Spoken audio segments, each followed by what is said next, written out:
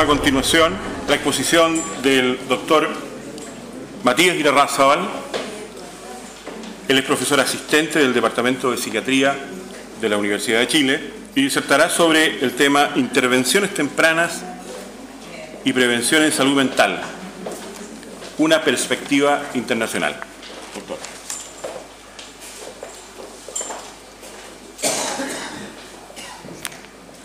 Bien, buenos días a todos. Muchas gracias al doctor Lula por la invitación. Y lo que les quiero presentar hoy día tiene que ver básicamente con el área en que yo trabajo. Yo soy parte de la unidad de psiquiatría infantil de la clínica y de alguna forma el trabajo con los niños y adolescentes nos sensibiliza con el tema del desarrollo y las posibilidades de intervenciones tempranas. Hace 100 años la atención en salud estuvo centrada principalmente en la enfermedad infecciosa aguda. El doctor Vicente hablaba, ¿cierto?, de esta transición epidemiológica donde las enfermedades crónicas infecciosas y no infecciosas como la tuberculosis, la sífilis, la lepra y las enfermedades mentales se limitaban con frecuencia a los grandes hospitales o a las instituciones públicas, donde los tratamientos fueron en muchos casos la privación de libertad y la institucionalización. Después de 100 años, en Chile y la mayor parte del mundo, las enfermedades infecciosas agudas son en su mayoría prevenibles o curables, al menos en el mundo desarrollado. Actualmente nos encontramos en la era de la enfermedad crónica y muchas de las enfermedades crónicas de principios del siglo XX, como la lepra, la sífilis y hasta hace poco la tuberculosis y la poliomielitis, han llegado a ser tan raras como desconocidas para las nuevas generaciones de médicos. La excepción notable en esta historia del progreso es la enfermedad mental. A pesar de los nuevos medicamentos y tratamientos psicosociales, las enfermedades mentales como la esquizofrenia y los trastornos del ánimo son un importante problema de salud pública, prácticamente de la misma forma que lo eran hace un siglo atrás. Las enfermedades mentales son reconocidas cada vez más como enfermedades crónicas y discapacitantes y que pertenecen, desde el punto de vista de su gravedad y costo, al grupo de las enfermedades que incluyen las enfermedades cardiovasculares, el cáncer y la diabetes. Sin embargo, los investigadores continuamos enfrentando el tratamiento de las enfermedades mentales como fundamentalmente diferente de otras enfermedades médicas. Mientras que los objetivos de la investigación biomédica para la enfermedad cardiovascular, la diabetes y el cáncer en general son la cura y la prevención, existe comparativamente poca investigación acerca de estos aspectos para la enfermedad mental. A pesar de ello, la investigación en enfermedad mental ha tenido durante las últimas décadas avances exponenciales. Pero la pregunta que nos hacemos es: ¿cuál es la estrategia óptima para disminuir la prevalencia de la enfermedad mental? ¿Cómo podemos asegurar que en menos de 100 años la esquizofrenia, los trastornos del estado del ánimo y el autismo se unan a la lepra, a la sífilis y a la tuberculosis como enfermedades de baja frecuencia? Una de las respuestas viene probablemente en el tema de salud mental global. Pero como punto de partida es importante reconocer el desafío. Las enfermedades mentales son comunes, crónicas y discapacitantes. Acá yo voy a hacer un resumen porque tenía bastante información epidemiológica que el doctor Vicente afortunadamente la resumió muy bien, pero sí destacar, por ejemplo, esta revisión metaanalítica de 174 encuestas en 63 países diferentes, por la globalidad, que muestra aproximadamente que 1 de cada 5 personas, 17%, habían tenido una enfermedad mental común durante los últimos 12 meses y 30% de los encuestados experimentaron una enfermedad mental en algún momento de sus vidas. Se encontró un efecto de género consistente. Las mujeres, si ustedes se fijan acá, tienen una prevalencia que es más alta que los hombres en trastorno del ánimo y en ansiedad durante los últimos 12 meses, y los hombres, en cambio, tienen principalmente una mayor prevalencia de trastornos por uso de sustancias, con un patrón similar para las prevalencias de vida. También se encontró una variación regional consistente. Los países del norte y sureste de Asia muestran prevalencias del último año de vida significativamente inferiores que otras regiones. Básicamente son los primeros de acá, ¿cierto? Las tasas de prevalencia del último año también fueron bajas en el África subsahariana, mientras que en los países anglosajones las prevalencias estimadas son las más altas a nivel global. En Chile, casi una quinta parte de la población adulta y más de un cuarto de la población infanto-adolescente ha tenido un trastorno psiquiátrico durante el último año. Y el doctor Vicente revisó bien, los trastornos más frecuentes son el trastorno depresivo, la fobia social y simple, la agorafobia, la dependencia de alcohol en adultos y en niños el déficit de atención, los trastornos conductuales y los trastornos ansiosos. Ahora, no solo es relevante la alta prevalencia de enfermedades, sino también la dificultad que tienen los pacientes para acceder y conseguir tratamiento. Menos del 40% de las personas con algún diagnóstico psiquiátrico en Chile han recibido un tratamiento durante los últimos 6 meses. Ustedes se fijan, acá hay comparación de diferentes países y ciudades de Latinoamérica. En Latinoamérica las cifras son similares, un 40%, siendo menor para algunas patologías como el abuso de dependencia de alcohol, 24%, y depresión. Pero si ustedes se fijan, todavía esta brecha de tratamiento es extremadamente alta. La cantidad de personas que, teniendo una enfermedad mental y requiriendo tratamiento, no lo están haciendo es muy alta, y el doctor Vicente mostró algunas de las hipótesis en relación a eso. Esto se refleja en lo que la Organización Mundial de la Salud durante los años 90 cuantificó como la carga de enfermedad. Y si ustedes se fijan, básicamente para resumir lo expuesto anteriormente, la carga de enfermedad para las enfermedades neuropsiquiátricas es extremadamente alta, siendo el primer lugar en Latinoamérica e incluso más alta para Chile con un 23%. Las cosas interesantes es que, a diferencia de otras causas importantes de morbimortalidad, como las enfermedades cardiovasculares, el cáncer y los accidentes cerebrovasculares, las enfermedades mentales son crónicas y comienzan a temprana edad. De hecho, un 70% de las enfermedades mentales comienzan antes de los 18 años. Si ustedes se fijan, este es un gráfico de carga de enfermedad para cada una de las enfermedades mentales más importantes según la edad, y la mayoría de las enfermedades presentan ya una carga altísima de enfermedad antes de los 25 años, es decir, durante la infancia y adolescencia.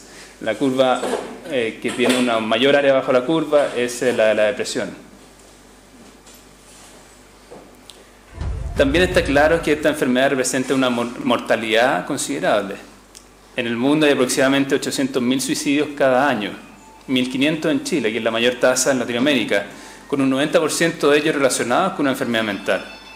A nivel global, esto es mayor que el número de muertes por homicidio, que son 500.000 al año aproximadamente, y por guerra, que son alrededor de 350.000 por año. Mientras que el suicidio se asocia generalmente a la depresión, el riesgo relativo de muerte por suicidio se incrementa casi 10 veces en la esquizofrenia y 50 veces en la anorexia nerviosa. Tal vez lo más sorprendente en los estudios de morbimortalidad es darnos cuenta de que hemos avanzado tanto en reducir la prevalencia de la enfermedad cardiovascular, el SIDA y ciertos tipos de cáncer, incluso el homicidio, pero tampoco en disminuir los trastornos mentales más frecuentes y el suicidio. Si ustedes se fijan, acá hay algunos datos sobre la tendencia de la prevalencia de suicidio a nivel global, y han aumentado persistentemente desde los años 50. Y aunque no existe un aumento en la tasa de enfermedad mental, los números totales han aumentado en respuesta a los cambios de la estructura poblacional. En relación a la morbilidad, los datos epidemiológicos tampoco son alentadores. Es evidente que durante la última década más personas están recibiendo tratamiento para las enfermedades mentales, pero hay poca evidencia hasta la fecha de que esto se acompañe de una reducción de la discapacidad. Entonces, de alguna forma, en el estado actual de la enfermedad mental tenemos dos opciones, ¿cierto? Ver el vaso medio lleno o el vaso medio vacío. Y para considerar si es que estamos progresando, podemos sí ver el vaso medio lleno, y donde básicamente podemos revisar de que las enfermedades mentales más comunes tienen actualmente intervenciones médicas y psicosociales con eficacia probada en ensayos clínicos aleatorios. Las excepciones incluyen principalmente la anorexia nerviosa y el autismo, donde todavía son escasos los ensayos controlados de gran escala que demuestren básicamente una eficacia en la intervención utilizada actualmente. Pero a pesar de ello, incluso las enfermedades crónicas y discapacitantes como la esquizofrenia tienen medicamentos que reducen la mayoría de los síntomas positivos y permiten en muchos casos que los pacientes puedan abandonar los hospitales e incorporarse a la sociedad. Muchos pacientes con trastornos del estado del ánimo responden al tratamiento farmacológico y algunos se recuperan por completo. Pero viendo el vaso medio vacío, también encontramos que la disponibilidad de tratamiento efectivo no se condice con la alta morbimortalidad que encontramos para las enfermedades mentales. Entonces, ¿cuál es el problema del tratamiento? La respuesta tradicional es que fallamos en la prestación de servicios, que son pocos los pacientes que reciben las intervenciones basadas en evidencia, y hay buenos datos para apoyar este argumento. Un reciente metaanálisis de 28 estudios demuestra que la psicoeducación familiar puede reducir la recaída en la esquizofrenia en 50%, pero solo el 31% de los pacientes reciben esta intervención. El estudio PORT también demostró una baja en la utilización de varios tratamientos basados en la evidencia para esquizofrenia, y el estudio NCS reporta que solamente el 50% de las personas con depresión recibe algún tipo de tratamiento y solo el 20% recibe un tratamiento mínimamente adecuado. Entonces la pregunta es, ¿estamos detenidos desde el punto de vista de las intervenciones? Pues si bien podemos reconocer que no hemos utilizado en forma completa los tratamientos disponibles, es importante reconocer que los tratamientos actuales en salud mental son insuficientes. Los estudios han demostrado que incluso las mejores prácticas de tratamiento aplicadas al 100% de la población con enfermedad mental, si tuviéramos la posibilidad de aplicar el tratamiento al 100% de la población, evitarían solamente el 40% de la carga de enfermedad. Es decir, estudios socioeconómicos muestran de que a pesar de que podamos entregar las intervenciones, eso no va a solucionar el problema de la enfermedad mental. Para repetir una metáfora utilizada tantas veces en salud pública, probablemente que comenzó con McKinley en el 79, es importante en la búsqueda de estas soluciones tratar de ponerse en el lugar, por ejemplo, que puede tener una persona que está frente a un río, que fluye con rapidez y que escucha un niño que va por el río. En esta metáfora, la persona que está viendo, ¿cierto?, salta a las aguas frías, lucha contra la corriente y se esfuerza para llegar al niño que lucha, lo toma con fuerza y lo lleva gradualmente a la costa, lo pone en la orilla y comienza a darle respiración artificial. Justo cuando comienza a respirar, escucha otro grito de ayuda y cerca del agotamiento se le ocurre que está tan cansado saltando, trayendo a los niños a la orilla, que no tiene tiempo para ver qué es lo que está río arriba empujando a todos estos niños. Es una metáfora como para darse cuenta, los clínicos la vimos permanentemente, de que estamos muy entusiasmados tratando de mejorar casos graves, pero que muchas veces nos cuesta tratar de ver qué es lo que está produciendo finalmente la enfermedad mental o qué intervenciones se pueden realizar más río arriba. Otra solución pudiera ser que estos niños que están, digamos, en el río, poder encontrar los mejores métodos como para recuperarlos. Y eso se ha planteado. En efecto, la OMS en su último plan de acción 2013-2020 proclamó la recuperación como uno de los objetivos de la atención en salud mental. Pocos ensayos clínicos han apuntado hacia la recuperación como resultado. Para ser justo, los investigadores puede que estén evitando el término recuperación en salud mental porque es difícil de definir y cuantificar. Se ha sugerido que las enfermedades mentales, como otras enfermedades médicas, tenemos que aspirar más bien a una meta de recuperación definida como una remisión completa y permanente. En otras áreas de la medicina, este enfoque ha recibido el nombre de tratamientos curativos. Si los tratamientos curativos son el objetivo de la salud mental, ¿qué tan eficaces son actualmente? Para algunos trastornos como el autismo y la anorexia nerviosa simplemente carecemos de tratamientos biomédicos para los síntomas principales. Para otras enfermedades como la esquizofrenia, los tratamientos actuales se dirigen solamente a disminuir los síntomas. Los antipsicóticos rehusan los síntomas psicóticos, pero no pueden tratar los déficits cognitivos o la disfuncionalidad social de la esquizofrenia en forma completa. Mientras que en 5 décadas de investigación se ha podido demostrar que los antipsicóticos tienen mayor eficacia que el placebo para reducir las alucinaciones y los delirios en la esquizofrenia, la eficacia de estas drogas sigue siendo decepcionante. El estudio CATI, por ejemplo, demostró que solamente 1 de cada 4 pacientes con esquizofrenia continuaron con el tratamiento antipsicótico luego de 18 meses de tratamiento, principalmente por los efectos adversos asociados al tratamiento antipsicótico. Y la esquizofrenia sigue siendo una enfermedad crónica, discapacitante tal cual como lo fue hace un siglo. Sabemos que las intervenciones psicosociales, como el empleo con supervisión y la psicoeducación familiar, reducen las recaídas y pudieran ayudar a los pacientes a lograr una vida en la comunidad. Pero sorprendentemente no sabemos cuántos o qué pacientes con esquizofrenia se recuperarán con el uso combinado de las intervenciones médicas y psicosociales actuales. Nuestras expectativas siguen siendo limitadas. Por ejemplo, la definición de consenso sobre la remisión a la esquizofrenia desarrollada por el Grupo de Trabajo de la Asociación Americana de Psiquiatría en sus comienzos incluía el requisito de mejoría en el funcionamiento, que muchos pacientes y familias ven como la esencia de la recuperación. Pero son los tratamientos para los trastornos del ánimo mucho mejores. Los antidepresivos, que son la tercera clase de medicamentos más comúnmente utilizados a nivel mundial, después de los analgésicos y de los medicamentos para el colesterol, han demostrado reducir los síntomas del trastorno depresivo mayor, pero estos fármacos son generalmente mejores que el placebo solo en un 20 o 30%. y solo después de 6 semanas de tratamiento, en la mayoría de los estudios, los pacientes que logran antidepresivos se mantienen con síntomas después de un tiempo considerable. Se ha definido mediante consenso que la remisión es uno de los objetivos principales en el tratamiento de la depresión. Pero ¿con qué frecuencia el uso de antidepresivos se asocia a la remisión en depresión? En este estudio de gran escala, que es el estudio STAR-D, ustedes ven que básicamente la remisión se consigue en rojo solamente en un 12%, 12 a 13% de los pacientes después de más de 13 semanas de tratamiento. ¿Este tratamiento es suficiente? Pensemos que la depresión es una enfermedad caracterizada por un intenso sufrimiento emocional, desesperanza y frecuente ideación suicida. ¿Debemos estar satisfechos con tratamientos que requieren varias semanas para ser eficaces y que no necesariamente producirán una remisión en la mayoría de los pacientes? Nuestros colegas de otras especialidades médicas estarían satisfechos con estos resultados para una enfermedad que afecta a casi el 20% de la población y que se caracteriza por un sufrimiento intenso, alta morbilidad y un riesgo de mortalidad 3 veces mayor que el resto de la población. Una respuesta la ha tenido la industria farmacológica, diciendo vamos a crear más medicamentos y esa va a ser la respuesta. Pero al considerar las deficiencias de los tratamientos actuales, difícilmente se puede ignorar la falta de progreso en el desarrollo de medicamentos con mecanismos novedosos. A pesar de que durante las últimas décadas se han introducido decenas de nuevos antipsicóticos y antidepresivos para reducir los efectos secundarios o mejorar la eficacia de los tratamientos, la utilidad de estos nuevos medicamentos es limitada, al ser simplemente variaciones de los viejos medicamentos.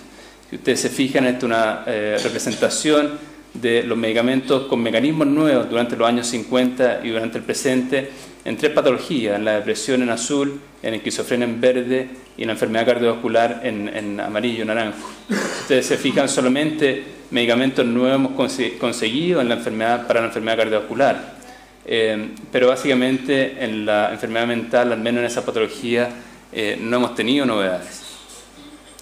De hecho, después de más de 2 décadas de uso, no conocemos completamente los mecanismos de todos los medicamentos que utilizamos actualmente y no es del todo claro si los antipsicóticos atípicos más nuevos o los inhibidores selectivos de la recaptación de serotonina representan compuestos con diferentes mecanismos de acción o simplemente son análogos químicos con menores efectos adversos. Entonces, claro, podríamos, como en esta reunión, ¿cierto?, viendo los resultados negativos, tener esta misma actitud, ¿cierto? ¿Qué tal si no hacemos nada y esperamos que algo mágico ocurra? O podríamos tener una actitud diferente y es básicamente un cambio de enfoque. Si uno se centra en los beneficios y dificultades del tratamiento de salud mental, no puede haber duda de que necesitamos un enfoque diferente. En las últimas 5 décadas, el tratamiento de la enfermedad mental ha sido dominada por el estudio de la acción de los fármacos disponibles. Y en retrospectiva esto podría haber sido productivo si los fármacos hubieran atacado la fisiopatología de la enfermedad mental, que se discutió ayer. Pero básicamente los medicamentos están enfocados, ¿cierto?, en el manejo de los síntomas. Ciertamente el estudio de la acción de la insulina ha sido útil para el desarrollo de nuevos enfoques para el tratamiento de la diabetes y la investigación sobre la farmacología de los lípidos ha sido de utilidad para la medicina cardiovascular. Pero los medicamentos disponibles en psiquiatría son insuficientes para el manejo de los trastornos. Y el foco exclusivo en el tratamiento no va a lograr disminuir la prevalencia de la enfermedad mental. Es necesario cambiar el enfoque y uno de los sueños para los clínicos que se dan cuenta a diario de las limitaciones del tratamiento en salud mental es poder llegar antes de que se desarrolle la enfermedad. La verdad es que ese sueño es posible hoy en día y es básicamente lo que se está haciendo en prevención en salud mental. Los sujetos que se consideran como de alto riesgo tienen una probabilidad elevada de desarrollar un trastorno psiquiátrico. Estos individuos a menudo se identifican mediante el uso de 3 criterios diferentes en que frecuentemente cumplen más de uno. En primer lugar, las personas con síntomas subumbrales están en un alto riesgo clínico de enfermedad mental. Es lo que ocurre con las alucinaciones, delirio en la esquizofrenia o los síntomas del ánimo en la bipolaridad. Por otra parte, los sujetos con familiares de primer grado que tienen una enfermedad mental, así como un reciente deterioro en el funcionamiento, también están con un alto riesgo clínico. Y por último, en algunas patologías, como la psicosis, se han encontrado síntomas breves, autolimitados, como un factor de riesgo confiable para el desarrollo posterior de la enfermedad. En esquizofrenia, por ejemplo, el primer estudio publicado sobre la utilización de estos criterios para la identificación de individuos de alto riesgo encontró una tasa de transición a psicosis completa en un 40%. Este fue el primer estudio, después de 800 días. Luego se replicaron varios estudios y encontramos actualmente en forma combinada que la tasa de transición está alrededor en un 25% de los pacientes. Asimismo, 23% de sujetos con riesgo de depresión durante la adolescencia desarrollan la enfermedad en los años posteriores hacia la adultez. También ha habido un aumento relativamente reciente en la detección de factores de riesgo asociados con otros trastornos neurológicos como la demencia y enfermedades físicas como la enfermedad cardiovascular. Y también se están buscando algunas cosas más específicas, por ejemplo, los llamados endofenotipos, alteración en la percepción, en el pensamiento, altos niveles de suspicacia, disminución del volumen cerebral y déficit cognitivo en la esquizofrenia. 5 minutos. Y en depresión también otros como el neuroticismo, niveles y respuesta del cortisol diurno y la disminución de la corteza lateral del hemisferio derecho y medial del izquierdo también son endofenotipos que se utilizan. Esto es básicamente para mostrarles que hoy en día encontramos mucha literatura en relación a intervenciones basadas en la evidencia que nos pueden ayudar en la prevención. Incluso el DSM-5, y eso ha sido bien notorio, hizo un cambio incluyendo una nueva categoría diagnóstica relacionada que identifica a las personas que han experimentado síntomas por debajo del umbral de psicosis, el llamado síndrome de psicosis atenuada. Es primera vez que el DSM-5 incluye un síndrome con síntomas que son subumbrales y que básicamente hablan de la prevención que se puede hacer en ese trastorno. Pero ustedes pueden encontrar muchas guías que pueden ayudar a entender las intervenciones que se pueden realizar para diferentes poblaciones para prevenir la enfermedad mental. Solamente como ejemplo y desde una perspectiva global, se ha encontrado, por ejemplo, que en Chile un programa de ejercicio físico basado en la escuela redujo los síntomas de ansiedad. En China un programa de prevención en la depresión que tuvo objetivo de educar a los escolares para el desarrollo de pensamientos positivos, resolución de conflictos y habilidades en la toma de decisiones, también mostró eficacia en la reducción de los síntomas depresivos. Un ensayo clínico dirigido a estudiantes de enfermería iraníes reportó que un programa de orientación educativa de frecuencia semanal reduce la ansiedad en el largo plazo. Y otro estudio controlado en Nigeria de programas de prevención en adultos en situación de riesgo para la depresión y la ansiedad, tal como pacientes quirúrgicos, también mostró efectos beneficiosos. Estos son solamente algunos ejemplos de intervenciones preventivas en trastornos depresivos con buenos outcomes, buenos resultados. Nosotros el año pasado hicimos un esfuerzo mayor y en un estudio mandatado por el Consejo Nacional de la Infancia tratamos de revisar toda la literatura para encontrar todas las intervenciones que pudieran ayudar en la prevención y promoción del desarrollo infantil, incluido el desarrollo emocional en niños desde 0 hasta 18 años. Fue un estudio enorme que incluyó a más de 2.974 revisiones sistemáticas y donde básicamente lo que conseguimos finalmente fue hacer unas recomendaciones concretas desde el punto de vista de en qué outcome, por ejemplo, regulación emocional, y en qué lugar, por ejemplo, escuela, hogar u otros lugares, pudieran haber intervenciones que tengan evidencia significativa y que estén asociados a grupos de derecho. Ese estudio ya fue entregado y va a estar disponible para la comunidad probablemente en las próximas semanas. Bien, hay algunas cosas que son importantes, pero en mérito del tiempo solamente voy a destacar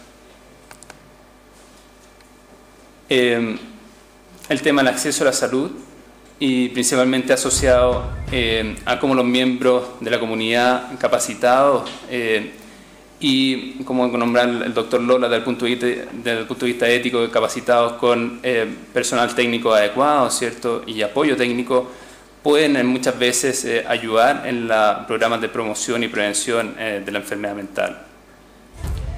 Y finalmente destacar cómo la OMS ha ido despertando en el tema de la prevención.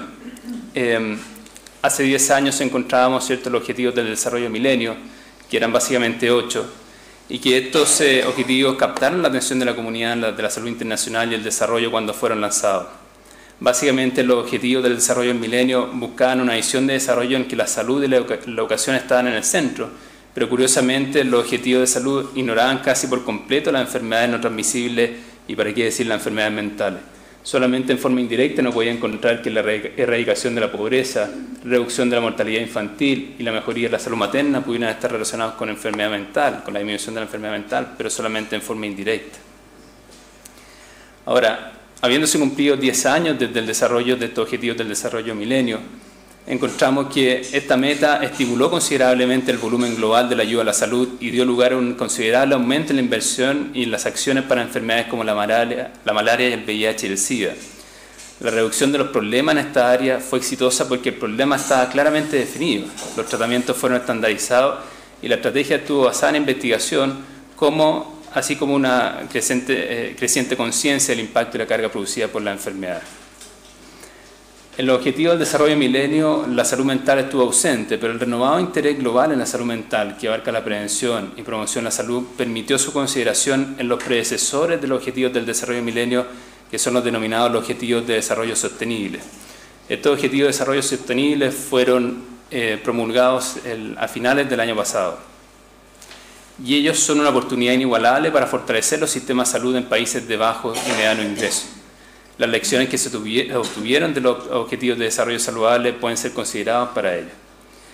Lo interesante es que hoy en día sí se consideró la salud mental. Y en uno de los puntos, básicamente en el 3.4, relacionado con el área de salud y bienestar, se puso explícitamente que para el 2030 se busca reducir en 1/3 la mortalidad prematura por enfermedades no transmisibles mediante la prevención y el tratamiento y la promoción de la salud mental y el bienestar. Es primera vez que sale en forma tan explícita en los objetivos de la OMS. Hoy en día la agenda de la salud mental está alineada directamente con la agenda de desarrollo de la ONU, teniendo muchos de los objetivos de la organización fuertes interdependencias para la salud mental. Un mayor énfasis en la salud mental y la integración de la atención a la salud mental en todos los programas de desarrollo pertinentes van a fortalecer el esfuerzo general de desarrollo y así como probablemente garantizarán por primera vez la atención sostenida de la inversión y la investigación al principal contribuyente mundial de la pérdida de productividad y carga de enfermedad. Esperamos que este cambio de dirección finalmente consiga lo que promueve la OMS, ¿cierto? Que es básicamente una nueva era para la salud pública global y yo diría que es una nueva era para la salud mental global. Muchas gracias.